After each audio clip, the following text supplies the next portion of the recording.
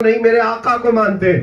دنیا چاہے جو تانا دے, میرا چہرہ ہوگا تو رسول کے اقتداء میں, میرا لباس ہو تو حضور کی اقتداء میں. میں وہ چیز نہیں بننا چاہتا جس کو 4 لوگ دیکھ کر خوش ہو, میں وہ بننا چاہتا ہوں جسے دیکھ کر مدینے والا خوش ہو. تو ایک بات, تکبیر,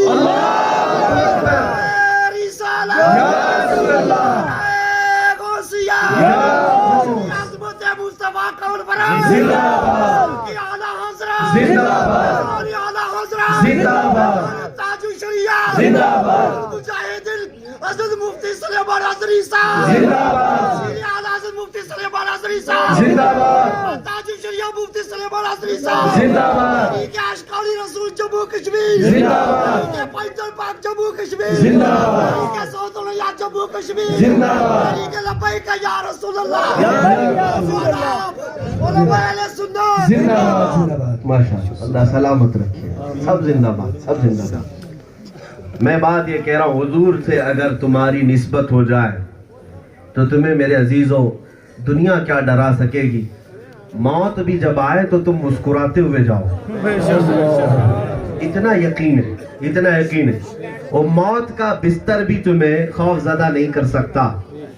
مولا کائنات علی کرم اللہ وجہہ الکریم کو دیکھو, موت کے بستر پر پوری رات آپ آرام کرتے رہے جب میرے آقا ہجرت کے سفر پر تھے.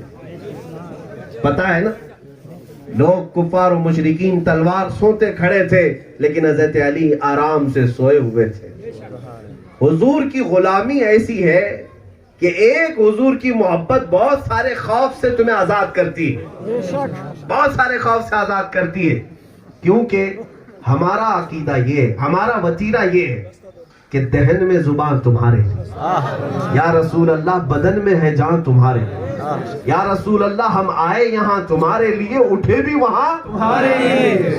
جس کا یہ ماننا ہے وہ بے خوف ہوگا. بات سنو توجہ سے, آپ بھی بے خوف ہو کر جی سکتے ہو, صرف شرط یہ ہے اپنا دل ان کو دے دو, نبی پاک صلی اللہ تعالیٰ علیہ وسلم کے حوالے کر دو. حضرت عمر مجلس میں بیٹھے, نبی پاک صلی اللہ تعالیٰ علیہ وسلم قبر کے حالات بیان کر رہے ہیں, قبر کے حالات. اور حضور اکرم صلی اللہ تعالیٰ علیہ وسلم فرماتے ہیں کہ جب تم میں سے کسی کا انتقال ہوگا اور تمہیں قبر میں رکھا جائے گا, تمہارے اہل خانہ دفن کر کے چلے جائیں گے تو 2 فرشتے آئیں گے, نیلی آنکھوں والے, کالے چہرے والے, اور بہت سخت ہیبت ناک صورت لے کر آئیں گے, اور وہ زمین کو چیرتے ہوئے آ کر تمہیں اٹھائیں گے اور سوالات کریں گے. تمہارا رب کون ہے, تمہارا دین کیا ہے, رسول پاک صلی اللہ علیہ وسلم کے بارے میں پوچھا جائے گا, ان کے بارے میں تم کیا کہتے تھے. یہ سب کو پتا ہے. حضور پاک صلی اللہ تعالیٰ علیہ وسلم مجلس میں بتا رہے تھے, توجہ چاہتا ہوں, قبر کے یہ فرشتوں کی صورت بھی بتا رہے تھے کہ نیلی آنکھوں والے, کالے چہرے والے, بھیانک صورت کے ساتھ آئیں گے. تب حضور پاک صلی اللہ علیہ وسلم نے حضرت عمر سے کہا, اے عمر, جب تمہیں قبر میں رکھا جائے اور یہ فرشتے آئیں گے تو تم کیا کہو گے, تم کیا کرو گے. ایک محب رسول اور عاشق رسول کیا کہتا ہے. اس وقت آپ نے یہ نہیں پوچھا کہ مجھے جواب کیا دینا ہے. حضرت عمر نے اتنی بات پوچھی, یا رسول اللہ صلی اللہ علیہ وسلم, آپ کی بارگاہ میں صرف اتنی عرض ہے, آج جو میں آپ سے محبت کرتا ہوں, کیا میرے مرنے کے بعد قبر میں بھی یہ محبت باقی رہے گی. آج جو میں آپ سے محبت کرتا ہوں, کیا یہ محبت قبر میں بھی رہے گی. حضور پاک صلی اللہ علیہ وسلم فرماتے, اے عمر, دنیا والوں کی محبتیں موت تک رہتی ہیں, اور مجھ سے جو محبت کرتا ہے وہ حشر میں بھی قائم رہے گی, قبر میں بھی حشر میں بھی قائم رہے گی. جب اتنا حضرت عمر نے سنا, کھڑے ہو گئے, کہا, یا رسول اللہ, اب قبر میں جو فرشتے آئیں گے وہ معاملہ میرے اوپر چھوڑ دے, میں خود دیکھ لوں گا. اگر آپ کی محبت میرے ساتھ ہے تو پھر میں خود نپٹ لوں گا. اللہ اکبر. میرے عزیزو, یہ ہوتا ہے یقین. کب آتا ہے یقین؟ جب حضور سے کمال کی محبت ہو. اسی لیے بریلی کے امام نے کبھی کسی سے خوف نہیں کیا, ڈرا نہیں, اور تنہا بیٹھ کر بریلی کی سرزمین سے لاکھوں جو ادھر ادھر ادھم مچاتے تھے ان سب کے دانت کھٹے کر کے رکھ دیے تھے اور پھر یہ کہا تھا خوف نہ رکھ رضا ذرا تو تو ہے عبد مصطفیٰ. خوف نہ رکھ رضا ذرا تو تو ہے عبد مصطفیٰ. تیرے لیے امان ہے تیرے لیے امان. نعرہ تکبیر، نعرہ تکبیر، نعرہ رسالت، نعرہ رسالت، مسلک اعلیٰ حضرت، مسلک اعلیٰ حضرت. میرے عزیزوں، اگر کشمیریوں کو کبھی خوف ستائے، ڈر ستائے کسی بھی چیز کا، میں ایک نسخہ دے کر جاتا ہوں. ایک نسخہ لے لو، کھڑے ہو جانا، میرے مصطفیٰ کی طرف توجہ کرنا، نبی پاک صلی اللہ تعالیٰ علیہ وسلم کی طرف توجہ کرو. آنکھ بند کر کے صرف اتنا کہو یا رسول اللہ تم ہو حفیظ و مغیث، تم ہو حفیظ و مغیث. کیا ہے وہ دشمن خبیث؟ تم ہو حفیظ و مغیث. کیا ہے وہ دشمن خبیث؟ تم ہو تو پھر خوف کیا، تم پہ کروڑوں درود. سبحان اللہ. یا رسول اللہ تم ہو تو پھر خوف کیا، تم پہ کروڑوں درود. رسول اگر تمہارے ساتھ ہے تو پھر خوف کس بات کا ہے؟ نبی پاک صلی اللہ تعالیٰ علیہ وسلم کی عنایت تمہارے ساتھ ہے، ساری دنیا ادھر سے ادھر ہو جانے دو، کوئی فرق نہیں پڑتا. حضرت خالد بن ولید اس صحابی کا نام ہے جس نے اپنی زندگی میں 125 جنگیں لڑی. ایک ہی جنگ موت ایسی ہے جس کے متعلق خالد بن ولید کہتے میرے ہاتھ سے 9 تلواریں ٹوٹی. 9 تلواریں، ایک تلوار 35 کلو کی ہوتی. خالد بن ولید ایک جنگ میں 9 تلواریں ٹوٹ گئی اور اس قدر نرغے میں آ گئے تھے ایک جنگ میں کہ ادھر سے بھی دشمن، ادھر سے بھی، سامنے سے بھی، پیچھے سے بھی، تنہا ہے. ہر جگہ سے تلواروں کی جھنکار آوازیں آ رہی. اچانک بیچ جنگ میں آپ کا امامہ گر گیا، امامہ گر گیا اور لوگ دشمن تلوار گردن پر اٹھائے ہوئے ہیں. خالد بن ولید نے نہ دائیں دیکھا، نہ بائیں، نہ آگے نہ پیچھے، ان تلواروں کی کوئی پرواہ نہ کی، اپنا امامہ اٹھانے کے لیے چل پڑے. اٹھایا اور چوم کر پھر سر پر رکھ لیا. اتنی دیر میں تو کئی لوگ گردن کے ٹکڑے کر سکتے تھے. وہ سپہ سالار جس کو دیکھ کر کے بڑی بڑی طاقتیں تھراتی تھی، آج کئی دشمنوں کے نرغے میں آ گیا لیکن اپنی ٹوپی اور اپنا امامہ اٹھانے کے لیے چل پڑا. دشمنوں نے پوچھا کیا تم ہی خالد بن ولید ہو جس کے بارے میں ہم سنتے تھے؟ بڑے پہلوان ہو، بڑے بہادر ہو، بڑے سپہ سالار ہو. کہا ہاں میں ہی ہوں. کہا آج تم نے جو حرکت کی ایک چھوٹا سپاہی بھی ایسی حرکت نہیں کرتا. جب سارے دشمن تلوار لے کر گردن پر کھڑے ہیں تمہیں گردن بچانے کی بجائے پگڑی بچانے کی فکر آ گئی. خالد بن ولید نے کیا جواب دیا سنو.